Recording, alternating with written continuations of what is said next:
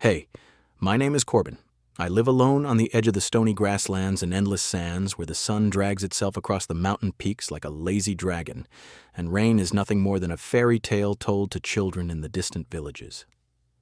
Day after day, I tend to my scrawny goats, my stubborn horses, and the shallow well that threatens to run dry every time the drought stretches on. I chose this solitude because it's quiet. And quiet is the only thing I have left after everything else was taken from me. Years ago, I was a border guard, patrolling the fringes where human lands meet the Orc territories. I saw too much blood, too many friends fall to axes and arrows and skirmishes that never seemed to end. The war between our kinds simmered like a pot left too long in the fire, boiling over now and then into raids and ambushes. I lost my family in one such raid, my parents and younger sister gone in a night of flames and screams. After that, I walked away from it all. No more uniforms, no more orders. Just this patch of barren land, far enough from the villages that no one bothers me, and close enough to the wilds that I can pretend the world doesn't exist beyond my fence. My days are simple. I wake before dawn, check the traps for rabbits or lizards, anything to supplement the thin gruel from my dwindling grain stores.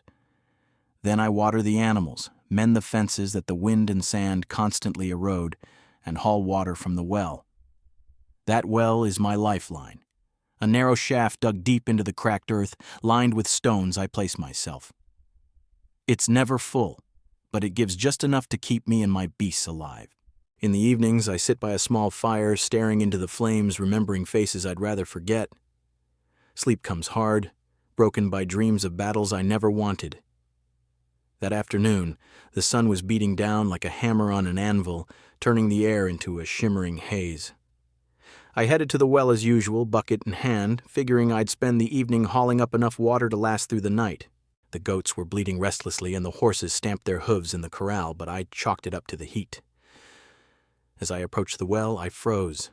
There, slumped against the wooden fence just a few steps away, was a massive figure. Green-gray skin, long black hair matted with dust and sand. It was a female orc, bigger than any I'd encountered during my guard days. She lay on her back, chest heaving with ragged breaths, her lips cracked and bleeding from dehydration. Bruises ringed her neck, dark and fresh, as if she'd been in a fight or worse. I didn't gasp or shout. Years on the border had taught me to stay calm in the face of the unexpected. She wasn't moving much, just shallow breaths that spoke of exhaustion. Her clothes were torn rags, remnants of what might have been warrior garb, and a broken spear lay discarded nearby. No weapons on her now, but her build screamed strength, muscles like coiled ropes, hands that could crush stone. I should have backed away, maybe grabbed my old sword from the house. Orcs and humans didn't mix without blood being spilled. But something held me there. Maybe it was the way her eyes fluttered, half-closed against the sun, or the desperate hitch in her breathing. She was dying, plain as day. Without a word, I lowered the bucket into the well, the rope creaking as it descended. The water was cool and clear when I pulled it up, the best I had, untainted by the dust that plagued the surface pools. I filled a gourd dipper and knelt beside her, careful not to touch her. Her eyes snapped open, sharp gold, like a predator's, weighing me in an instant. No gratitude, no fear, just calculation. I held the dipper to her lips. She drank slowly at first, then greedily, water spilling down her chin. When it was empty, I refilled it. 3 times I did this until her breath steadied and color returned to her face. She pushed herself up then, towering over me, even as I stood. She must have been nearly 7 feet tall, her shoulders broad as a barn door. Those golden eyes bored into mine, memorizing my face as if deciding whether I was worth remembering or killing later. Then, without a sound, she turned and strode toward the rocky hills, her steps uneven, but determined. She vanished into the red dust haze, leaving me kneeling there with the empty dipper, a strange tightness in my chest. It wasn't fear. It was something else, like I just tipped the scales of fate without knowing it. I shook it off and went back to my chores, but the animals were uneasy that night. The goats huddled together, bleating softly, and the horses paced in their corral, snorting at shadows. I lay on my pallet inside the house, the wind howling through the cracks in the door, carrying whispers that sounded almost like voices. Sleep evaded me, my mind replaying the encounter. Why had I helped her? instinct, pity, or just the simple truth that in this wasteland, denying water to anyone was as good as murder. Morning came with a chill that seeped into my bones. I rose, splashed water on my face from the basin, and stepped outside to check the locks on the corral. That's when I saw it. The valley around my home was encircled by hundreds of orc warriors, armor glinting in the dawn light, weapons at the ready, clan banners fluttering in the breeze. They stood silent, forming a perfect ring like a noose drawn tight. No shouts, no charges, just watching. My heart pounded, but I didn't run. Running would be pointless. An older orc detached from the line, regal in his scarred face and red cloak exuding authority. He approached slowly, his eyes fixed on the well. He pointed to it, then mimed drinking. I understood immediately. This was about the water I'd given her yesterday. The orc woman I'd saved had brought her entire clan to my doorstep. That morning, with the orc warriors encircling my valley like a living wall of iron and muscle, I forced myself to move as if nothing had changed. The sun was climbing higher, casting long shadows from their banners, but I couldn't let fear paralyze me. I had animals to tend to, water to haul, and a life to maintain, even if it felt like the noose was tightening. The older orc, the one in the red cloak who seemed to command them all, had made his point clear with that simple gesture toward the well. This was about the water I'd given her, and now I was caught in whatever web that act had spun. I started with the goats, scattering what little feed I had left in their trough. Their bleats were louder than usual, eyes darting toward the horizon where the orcs stood motionless. The horses snorted and pawed at the ground, sensing the tension in the air. I murmured soothing words to them, stroking their manes, but my own hands trembled slightly. How many were there? 200? 3? Enough to wipe out a village, let alone one man on a forgotten farm. Yet they didn't advance. They just watched, their golden and green eyes tracking every step I took. As I moved to the well to refill the buckets, a lone rider broke from the line. It was her, the orc woman, from yesterday. She looked transformed, no longer the dying wanderer, but a figure of authority. Her green-gray skin gleamed under polished armor etched with tribal symbols, her black hair braided tightly in warrior fashion. Her face was painted with bold red streaks, marking her as someone of rank. She rode a massive steed, twice the size of my horses, its hooves kicking up dust as she approached. She dismounted with a fluid grace that belied her size, stopping a few paces away from me. I straightened, meeting her gaze without flinching. Those golden eyes held the same calculating intensity, but now there was something else. Curiosity, perhaps. "I am Lyra," she said, her voice deep and accented, the words rolling like stones in a riverbed. "Daughter of the chief of the Stone Grey clan. I crossed the wasteland for 3 days without water or fire to prove my strength to the ancestors. It is our rite of passage. I fell, and you gave me water from your own well. By our laws, that is a great debt." I stayed silent, dipping the bucket into the well again. I hadn't helped her for any debt or reward. It was just human, I suppose. Or whatever was left of humanity in me after the wars. But she continued, her tone matter of fact, as if explaining a simple truth. "My father does not trust your kind. Humans have spilled orc blood for generations, as we have yours, but the debt stands. For 6 days, my clan will remain here.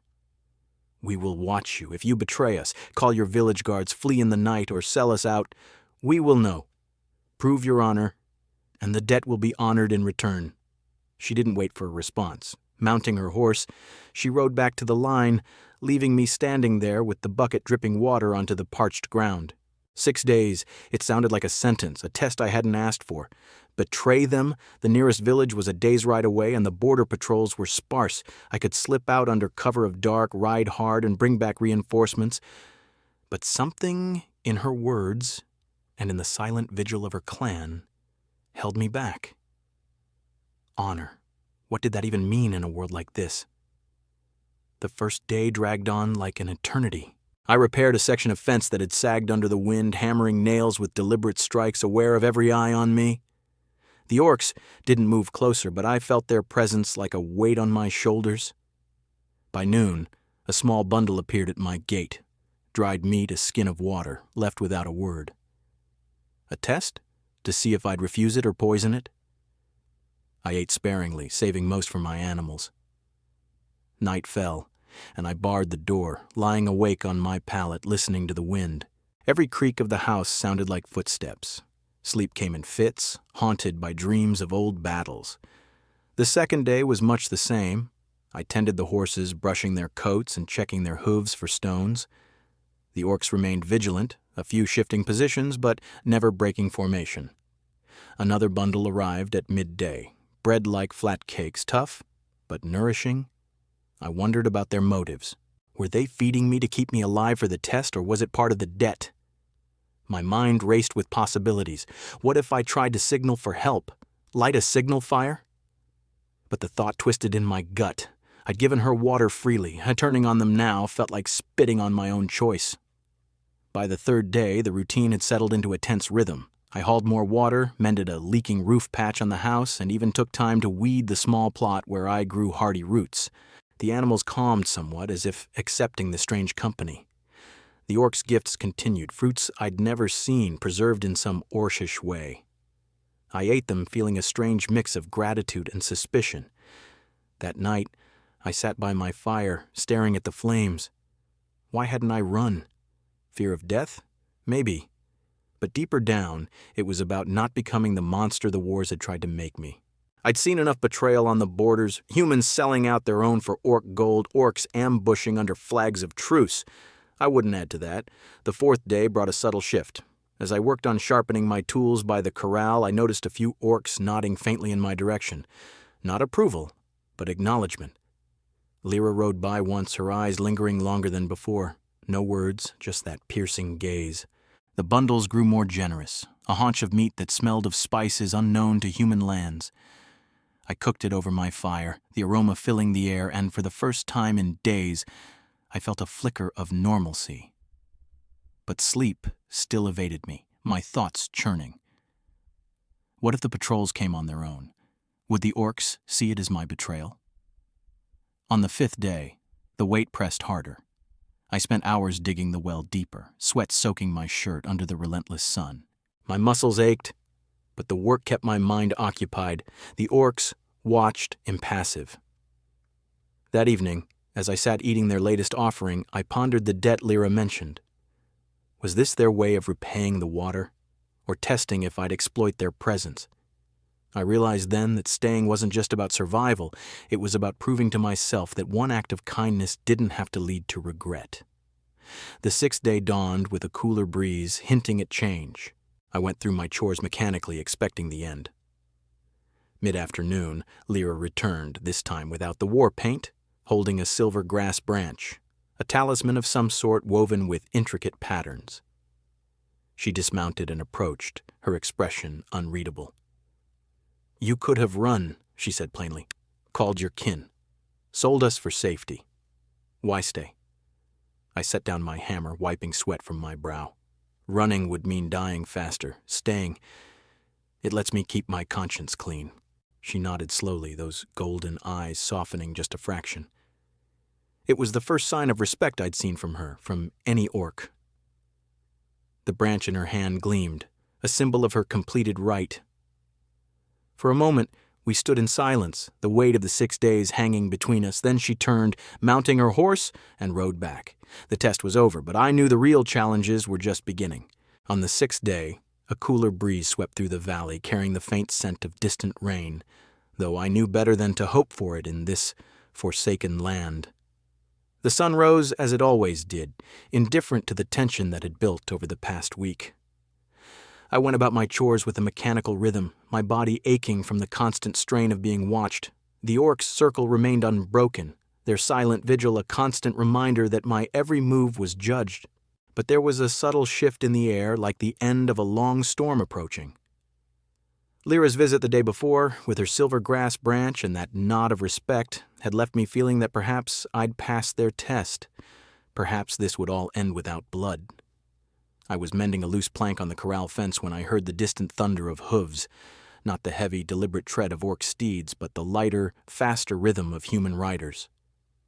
My hammer paused mid-swing.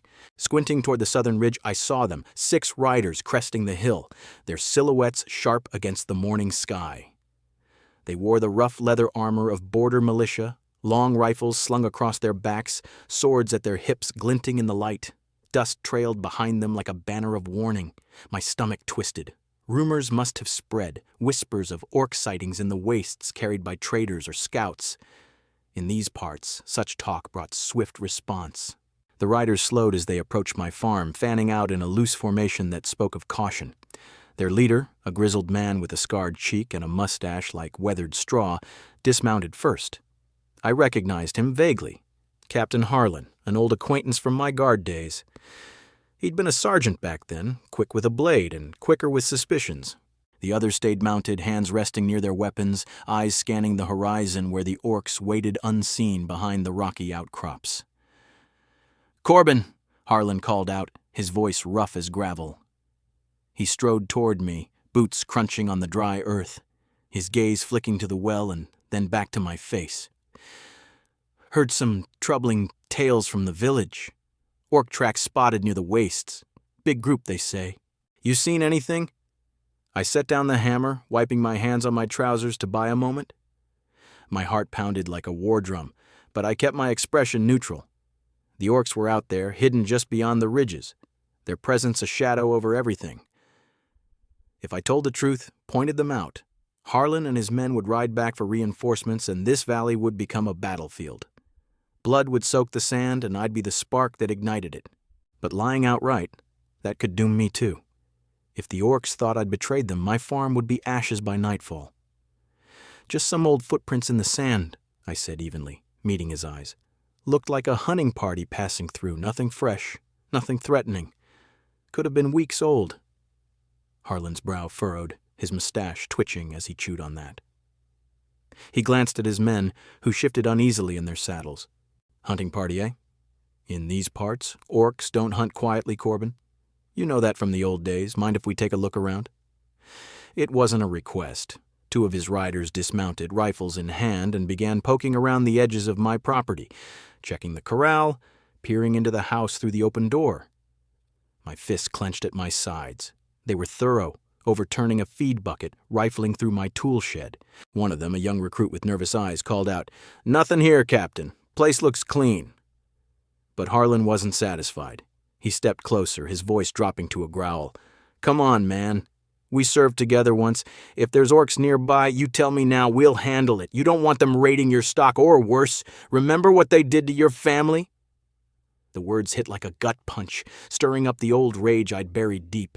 My parents' screams, my sister's cries, they echoed in my mind. For a split second, I wavered.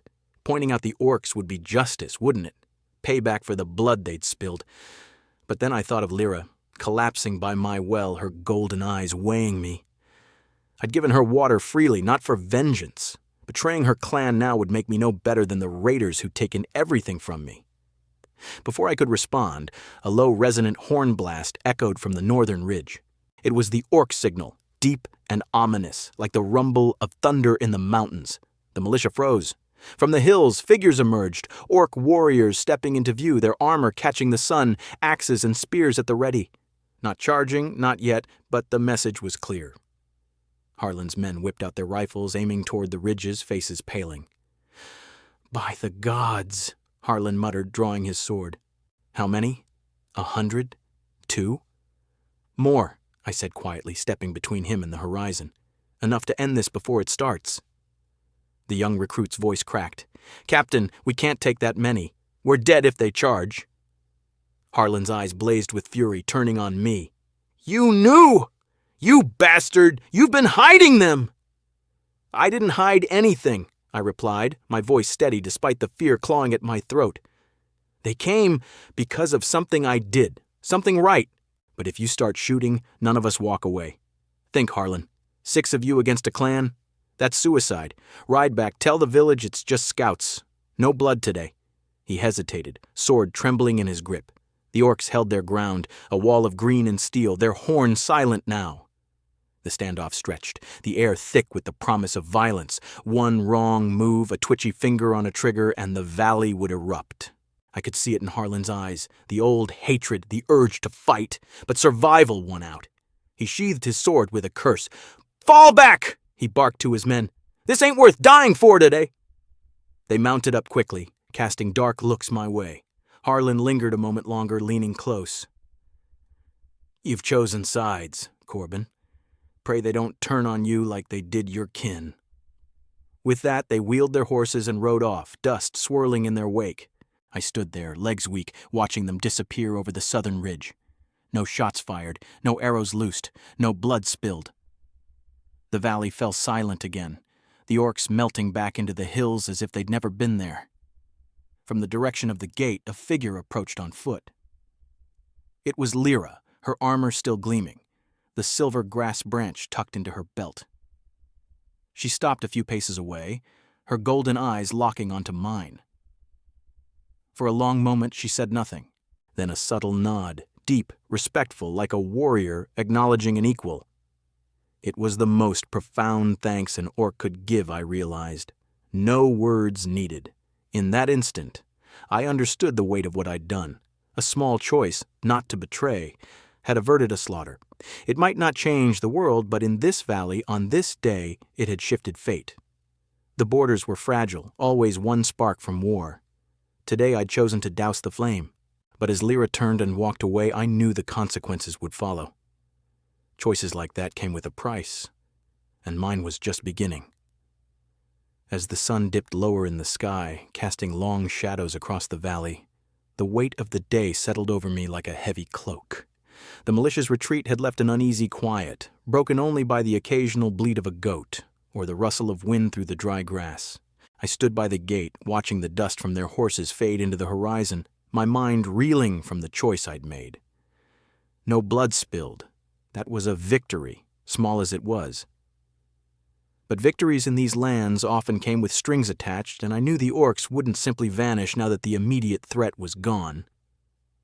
I turned back toward the house, intending to check on the animals and perhaps eat something to steady my nerves.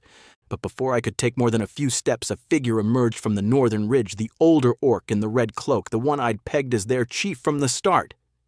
He moved with deliberate purpose, his scarred face impassive, the cloak billowing behind him like a banner of authority.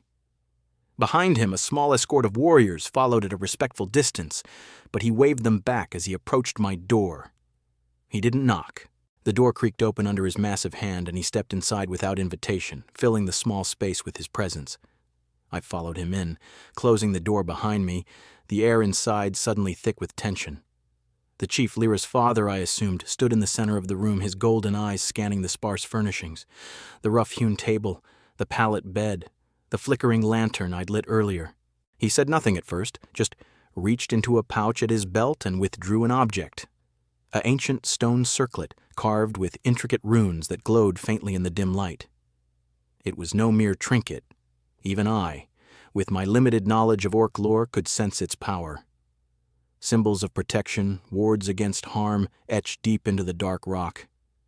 He placed it on the table with a soft thud, his voice rumbling like distant thunder when he finally spoke. His accent was thicker than Lyra's, the words deliberate and heavy. "This is the Circle of Stone. Wear it, and the Stone Grey clan will never raise a hand against you. Our axes will turn aside, our arrows will miss. You will walk our lands as kin, unbound by blood but bound by oath." I stared at the circlet, its surface cool and unyielding. It was a gift, but one laced with implications. "And if I don't?" I asked, though I already suspected the answer. His eyes narrowed, not in anger but in assessment.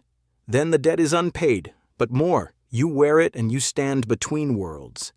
Not fully human to your kind, not orc to ours. Villages will whisper traitor. Clans will watch with suspicion. You choose isolation, perhaps enmity from both sides." The words hung in the air, echoing my own thoughts. I'd already felt the sting of Harlan's accusation, the way his men had looked at me like I'd crossed an invisible line. Wearing this would make it permanent, a mark of the outsider, the man who'd chosen mercy over loyalty to his own. The borders were harsh. People here didn't forgive those who blurred the lines. I'd be shunned by the villages, maybe even hunted if rumors twisted far enough. And the orcs? They might honor the circlet, but trust? That was another matter. I'd be a human bearing their symbol, a walking reminder of debts and uneasy alliances. I picked up the circlet, feeling its weight in my hands, surprisingly light for stone yet heavy with meaning. Memories flooded me. The raids that took my family, the endless patrols where I'd seen good men die for nothing but old hatreds. I'd walked away from that life to find peace, but peace had found me in the form of a dying orc by my well. Giving her water had been instinct, a refusal to let the wasteland claim another life. Betraying her clan today would have undone that, turned me into the very thing I'd fled. But accepting this, it meant embracing the cost, living on the edge, neither here nor there. "I choose to wear it," I said, slipping the circlet over my wrist. It fit perfectly, the runes warming against my skin as if acknowledging the bond. "I'll keep my conscience. If the price is standing between two worlds, I'll pay it." The chief nodded once, a grave gesture that carried the weight of centuries-old traditions. "Honor weighs heavier than blood," he rumbled, his voice laced with approval. It was an orc proverb, I realized, one I'd heard whispered during my guard days, a reminder that true strength came from choices, not lineage. He turned then, striding out the door without another word, his cloak swirling as he rejoined his warriors on the ridge. Outside, Lyra waited by the gate, her massive frame silhouetted against the fading light.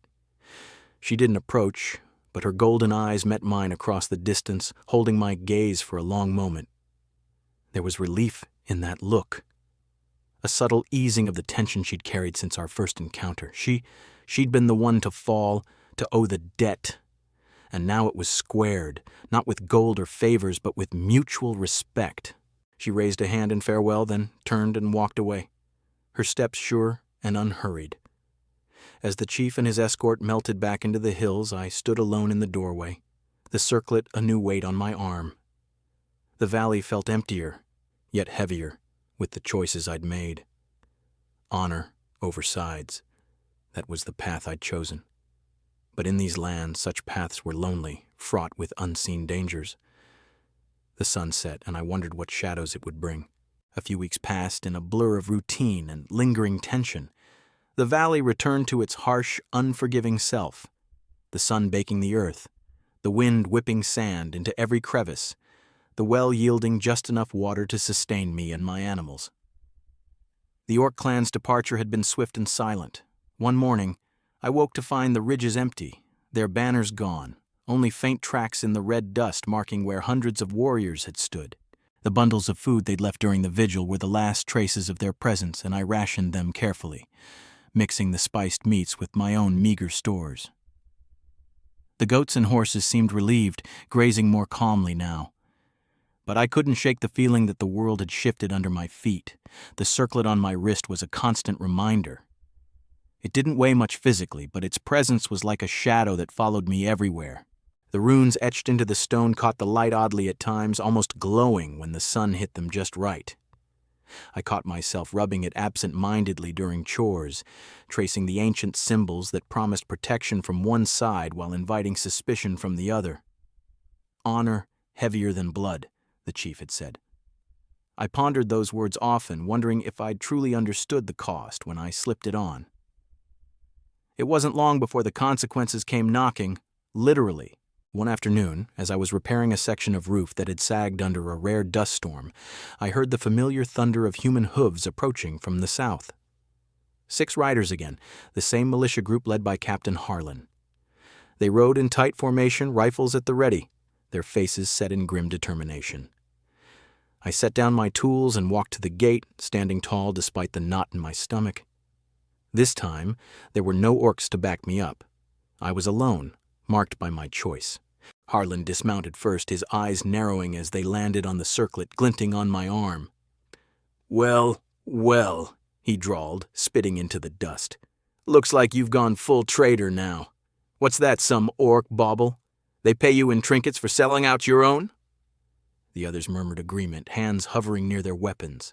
One of them, the young recruit from before, looked uneasy, his gaze flicking between me and the empty ridges. I didn't flinch or argue. What was there to say? I'd known this would come. The whispers in the villages, the sidelong glances from traders who'd pass by. Humans here didn't forget old wounds. The raids, the lost families, they festered like open sores. Wearing the circlet was like painting a target on my back, declaring I'd chosen mercy over vengeance. "I haven't sold anyone out," I said calmly, meeting Harlan's glare. "That clan's gone. No threat here." He laughed, a bitter sound that echoed across the valley. "Gone? Or waiting? You're marked now, Corbin. Betrayer. Folks in town are talking. Say you let them camp here, fed them secrets. If it were up to me, we'd burn this place down and drag you back for questioning." The threat hung in the air, but they didn't move. The young recruit shifted uncomfortably. "Captain, maybe we should just report it. No sign of Orcs now." Harlan's face twisted in disgust, but he held back. Perhaps it was the memory of their last visit, the overwhelming numbers they'd faced. Or maybe, deep down, he knew torching my farm wouldn't change anything. After a long, tense stare down, he mounted up. "You're on your own now, traitor. Don't come crawling to the village when they turn on you." They wheeled their horses and rode off, leaving a cloud of dust and a bitter taste in my mouth. I stood there watching them go, my heart pounding, but a strange lightness settling in. It was like emerging from a long fever, weak but clearer-headed. They hadn't burned anything, hadn't even drawn weapons. The circlet had done its work, not just as protection from orcs, but as a symbol that forced others to hesitate. I wasn't one of them anymore, but that isolation felt freeing. No more pretending to fit into a world of endless grudges. Life continued in its sparse way. I deepened the well a bit more, coaxing extra water from the earth. The goats produced a kid or two, a small miracle in the drought. Traders still passed by occasionally, but their visits grew shorter, their eyes lingering on the circlet with suspicion. One even refused to barter, muttering about orc lovers under his breath.